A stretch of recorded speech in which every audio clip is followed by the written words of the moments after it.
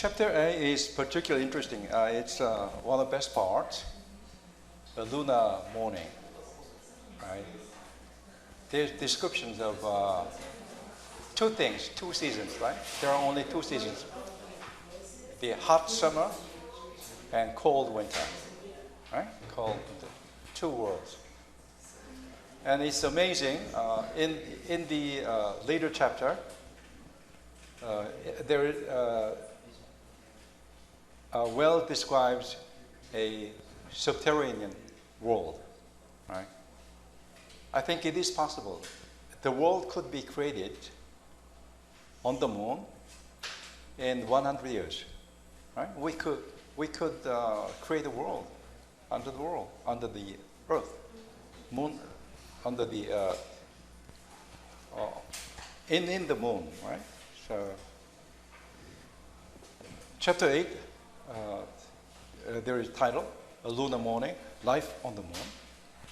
The planets grow, the plants, right? Grow in one lunar day and die when it's night. It must flower, fruit, and seed again and die. Very impressive, right? Life in one single day. In a birthday, my guess is, Hells must have imagined it. It would be like in a desert or in a jungle on Earth.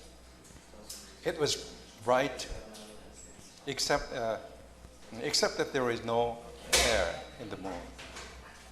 And William Carlos Williams's poem, "Spring and All," is exactly like the winter and spring. On the moon, right? The beautiful poem is like this. Williams's poem. By the road to the contagious hospital, under the surge of the blue mottled clouds driven from the northeast, cold wind beyond the waste of broad muddy fields, brown with ripe weeds, standing and fallen patches of standing water, the scattering of tall trees. All along the road, the reddish, purplish, forked, upstanding, twiggy stuff of bushes and small trees with dead brown leaves under them, lifeless vines, like on Earth, right? Lifeless in appearance, sluggish date spring approaches. As in the moon, right? They enter the new world naked, cold, and certain of all, save that they enter. All about them, the cold, familiar wind. Now the grass, tomorrow the steep curl of wild carrot leaf. One by one, objects are defined. It quickens clarity, outline of leaf, as in the moon, right? But now the stark dignity of the entrance, still the profound change has come upon them. Rooted, they grip down, begin to awaken. It's the description of the coming of spring. Beautiful, right? So in chapter 8, there is the description. The whole chapter is about the seeds growing up, right? That's very beautiful. Okay. A lunar morning, the harsh emphasis, the pitiless black and white of scenery had altogether disappeared. With the rising of the sun, the glare of the sun had taken upon itself a faint tinge of amber, yellow, right, or yellow, or amber. The shadows upon the cliff of the crater wall were deeply purple, beautiful purple.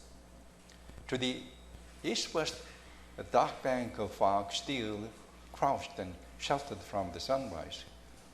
It is not scientific. It's not. It is wrong, but still it's beautiful, right? But to the westward, the sky was blue and clear. You see the Earth and the atmosphere seen from the spaceship, right? Photograph. Did you see? Right? I began began to realize the length of my insensibility. We were no longer in a void. An atmosphere had risen about us. The outline of things had gained in character, had grown acute and varied, save for a shadow space of white substance here and there, white substance that was no longer air but snow.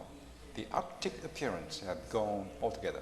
So, Wells imagined what? H.G. Wells imagined the desert and the Arctic, right? Winter and summer, right? Everywhere, broad rusty brown, spaces of bare, tumbled earth spread to the blaze of the sun. Desert, right? Here and there, at the edge of the snow-dripped, transient little pools, like in the Spring and All in Williams' poem. And eddies of water, the only thing stirring in that expanse of barrenness. The sunlight inundated the upper two blinds of our sphere. Just interesting, right? Spaceships with blinds, right? Like you can pull it down and pull it up. Okay. Two blinds of our sphere turned our climate to high summer, but our feet were still in shadow, and the sphere was lying on a drift of snow. And scattered here and there upon the slope and emphasized by little white threads of unthawed snow upon their shady sides were shapes like sticks, dry twisted sticks of the same rusty hue as the rock upon which they lay, that caught one's thought sharply. Sticks on a lifeless world. What is it? Plant, right? Kind of plant. Then, as my eyes grew more accustomed to the texture of their substance, I perceived that almost all this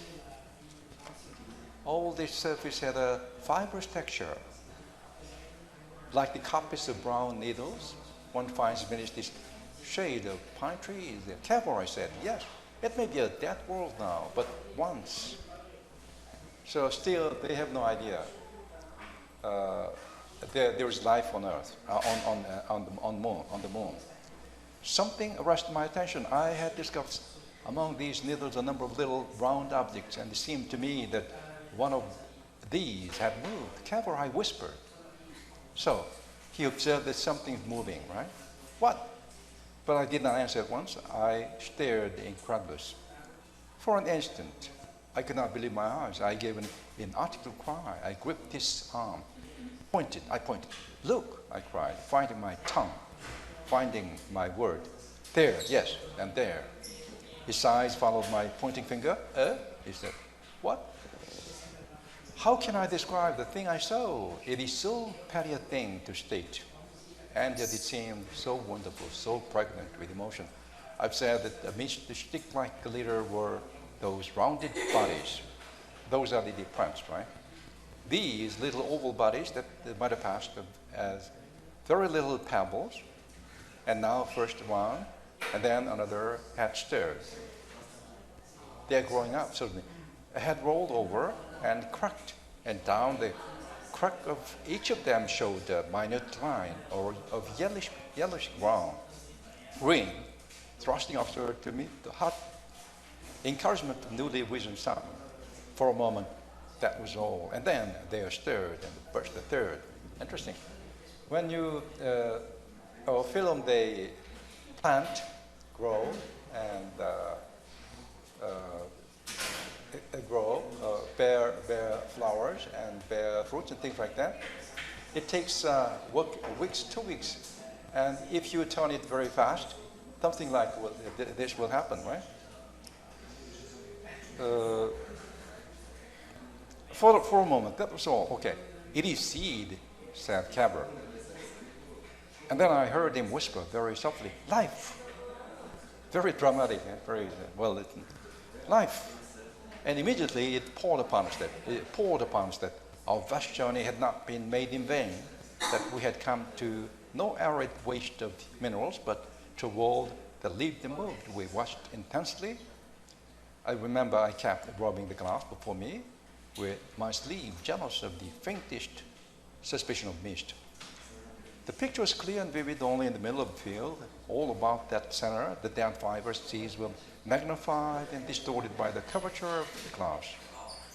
But we could see enough, one after another, all down the sunlit slope, these miraculous little brown bodies brushed and gaped apart like seed palms, like the husks of fruits, opened the eager mouth that drank in the heat and light pouring in a cascade of newly risen sun. Very beautiful, right? Every moment, more of these seed coats ruptured, and even as they did, so the swelling pioneers overflowed their rent-distended seed faces and passed into the second stage of growth. With a steady assurance of swift deliberation, these amazing seeds had thrust rootlets downward to the earth and the queer little bundle-like bud into the air. In a little while, the whole slope was dotted minute plantlets standing at attention in the blaze of sun. Okay, very beautiful. And okay, page 47, last paragraph. Then to the westward also I discovered that another such distended form was rising over the scrub. But here the light fell upon its sleek sides, and I could see that its color was a vivid orange hue. It rose as one watched it. If one looked away from it for a minute and then back, its outline had changed. It thrust out blunt, congested branches until in a little time it rose a coralline shape of many feet in height. Compared with such a growth, the terrestrial puffball, which will sometimes swell a foot in diameter in a single night, would be a hopelessly laggard. But then the puffball grows against gravitational pull 6 times that of the moon. Beyond. It's very interesting. And William Carlos Williams, he uses adverb beyond. Here, beyond, comma. Other gullies of flat that have been hidden from us, but not from the quickening sun, over reefs and banks of shining rock. A bristling beard of spiky and crushy vegetation was straining into view, hurrying tumultuously to take advantage of the brief day in which it must flower and fruit, seed again and die. It was like a miracle.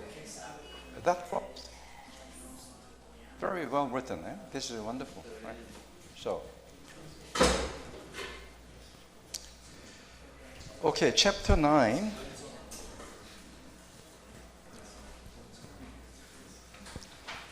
Chapter 9 is a prospecting begins, right? Discovery made, right?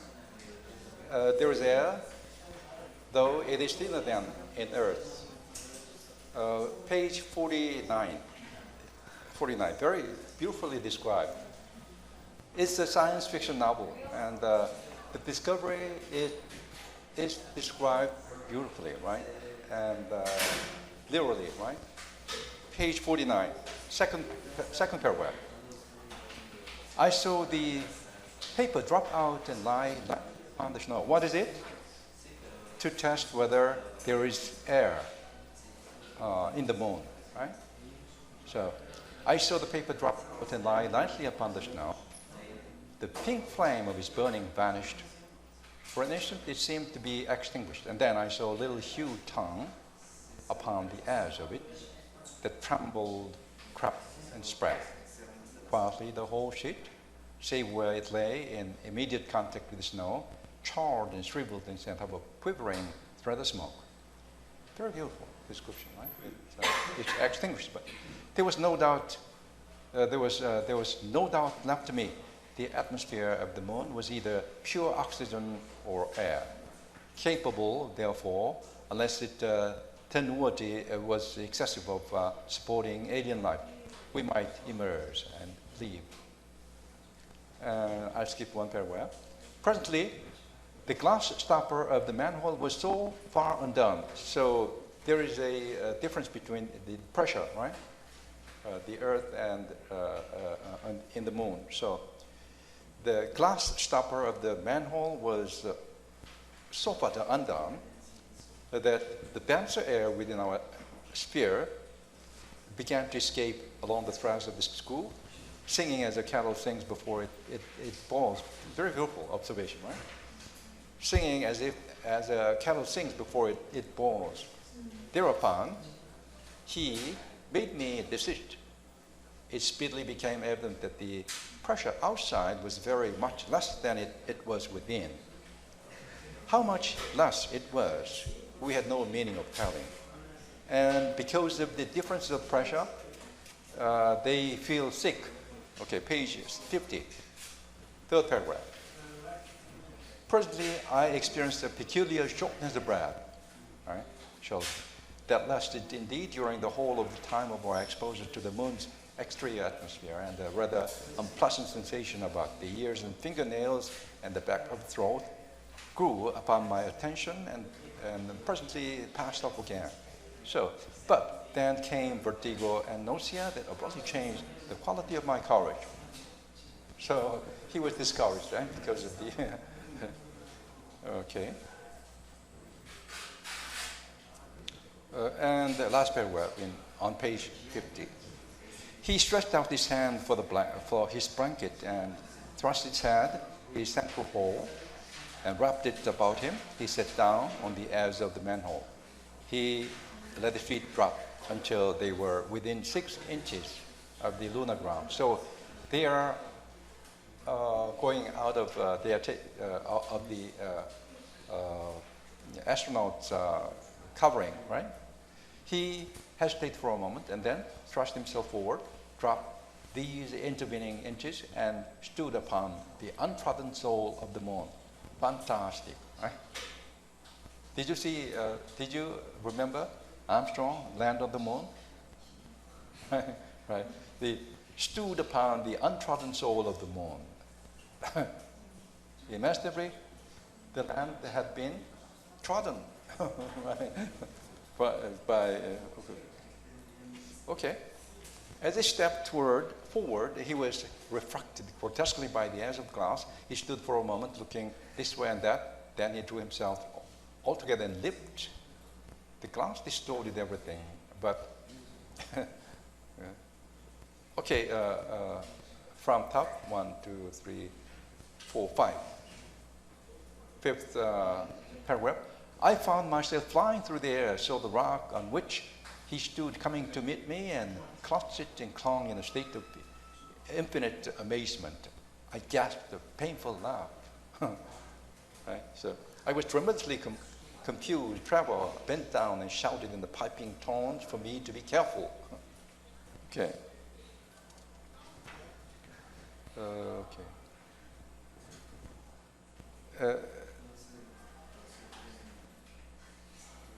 They are practicing by jumping, right? On page 53, from bottom. 1, 2, 3, 4. Fourth paragraph from bottom. Page 53. Then I saw him.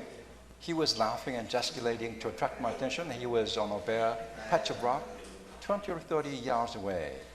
I could not hear his voice, but jump, said the gestures. They cannot hear, so I hesitated. The distance seemed enormous. Yet I reflected that surely I must be able to clear a greater distance than cable. I made a step back, gathered myself together, leaped with all my might. He flew. I seemed to shoot right up in the air as though I should never come down. It was horrible and delightful, and as well as nightmare to go flying off in this fashion. I realized my leap had been altogether too violent. I flew clean over cable's head and beheld the spiky confusion in a gully spreading to meet my fall. I gave a yelp of alarm. I put out my hand, straightened my legs. So it's very realistic. Okay, chapter 10.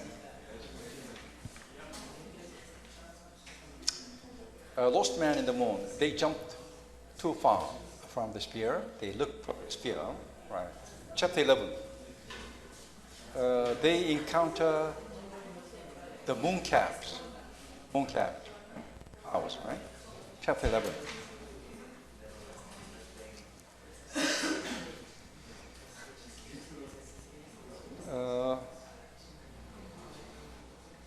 And they, on page 61, last paragraph in the middle. Okay, the last paragraph, page 1. Of course, it's hard for me now to say how much I saw at the time because my impressions were corrected by subsequent observation. First of all, impressions. First of all, impressions was this enormous size. The girth of his body was. So this is the mooncap. Mooncap was some 4 feet. Its length perhaps 200.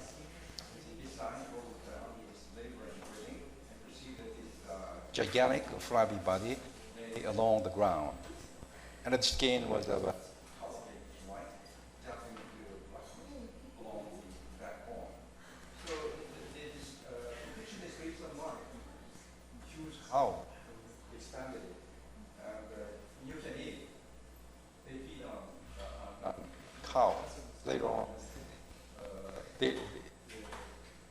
They are served the flesh. Mooncap flesh, and they ate it up because they were very hungry. Okay. And then its skin was of a corrugated white, dappling into blackness along the backbone. But of his feet, we saw nothing. I think also that we saw then the profile of at least the almost brainless head with his fat, encumbered neck, its slumbering, omnivorous mouth, its little nostrils, and tight-shut eyes. For the mooncalf invariably shuts its eyes in the presence of the sun. Oh, interesting, right? We had a glimpse of vast red pit as it opened its mouth to bleat and bellow again, with the breath from the pit, and then the monster heeled over like a ship, dragged forward along the ground, creasing all this leathery skin, rolled again, and so waddled past us, smashing a path. It's a spot, speedily hidden from our eyes by that interlacing beyond. Another appeared more distantly, and then another, and things like that. So, did you read Milton's Paradise Lost? Please. Both of you, did you read Milton's Paradise? Did you? Oh, why don't you talk about the monster described in it? And how about you? Did you read Milton's Paradise Lost? No? No? You read? It's huge monster, like an island, right? So it's very interesting, right? And again, a selenite. Another appeared more distantly than another, and then, as though he was guiding these animated lumps of provender to their pasture, selenite came into camp. Selenite, a man. Calva's feet became convulsive at the sight of him, and we remained motionless and peering along after he had passed out of range. So they were surprised. Their first encounter with the selenite. And next description is very interesting. By contrast with the mooncalves, he seemed the trivial thing, right? The calf is huge, right? While the moon man is very small, 4 feet, right? Trivial thing, a mere ant. Actually, he's not ant compared with the calf. He's scarcely 5 feet high. He was wearing garments of some leather substance so that no portion of his actual body appeared. But of this, of course, we were entirely ignorant. So later on, there is more description. Okay. Okay. Let's go to. There are interesting descriptions here, but chapter 12. The selenite's face, how he looks like. He walks like a bird, and description of the selenite's face with eyes at the thighs. So when you create the creature, right, selenite, the moon man, whales used fish or things like that, animals, right? So animals. So they have their eyes at the side, Chapter 13 overtakes some suggestion. The world inside the moon. So this is amazing. In the future, we could build a world inside the moon. It could be possible, right? We could create the artificial sun, and we could create water, and we can live on the moon, right? Right. Okay. The world inside the moon, okay? The caverns and TH. They, in the prison cell, eat the moon caterpillar. They are so hungry, they page 79. Like 79. 79.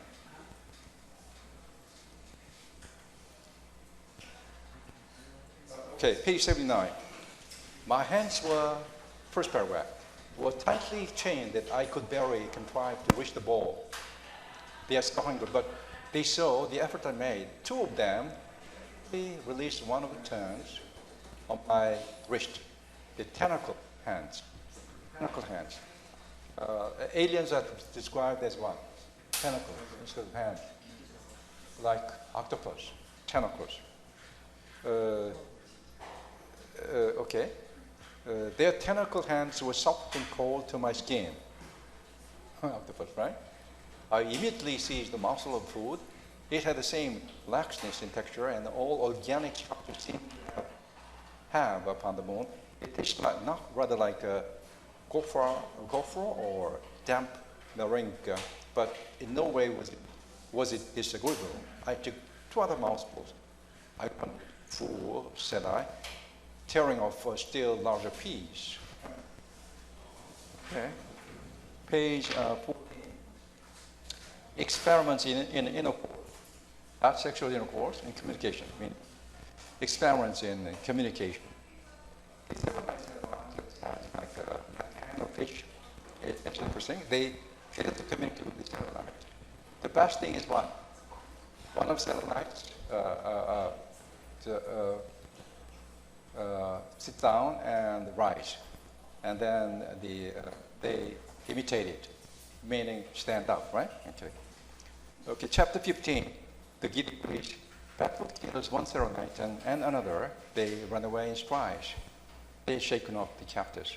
So the rest of the novel is quite fascinating. So finish the whole book, about 10 chapters, and be prepared to take the final exam. Okay. Okay. The final assignments for June, 13th June. Make a summary. Chapters 16 to 24 in 100 words, no more than 100 words, and talk about the interesting chapter in 200 words. Second and final conference on Monday, 13th June, and the final exam and the two quizzes. You can look at the textbook, the elements down, but you cannot use the dictionary. Okay? Okay. So much for today.